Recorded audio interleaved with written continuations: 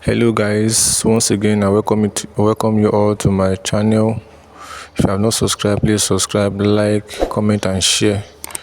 So I'll be showing you how to cut a sleeve, senator sleeve. First of all, you need to measure your armhole. So that's what I'm doing right now. You measure your armhole circumference. Please, you have to do this thing very well, because that will help determine how perfect the sleeve will be. So you measure your armhole like this. So here I'll be cutting the sleeve.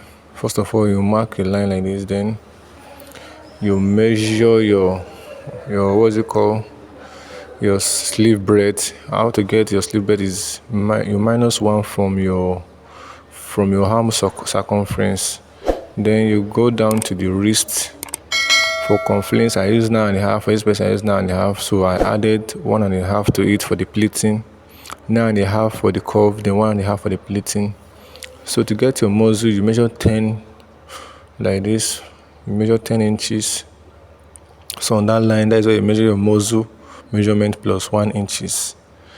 Remember, you measure your muzzle plus 1 inches. So this plus 1 inches. This is your muzzle circumference. So you add 1 inches to it. After that, you now measure 4 inches downward like this, 4 inches downward, in order for you to have a S-shape form. At this edge, you measure 2 inches. That is the cap of the sleeve. Then you draw a line in S form, letter S form, something like this. So now you measure your armhole circumference on this part. Make sure that it gives you the exact measurement you have on your armhole circumference, so that the sleeve will fit well to the clothes. So you connect the lines together at this point. Connect your wrist measurement to your muzzle, then to the armhole part of the sleeve.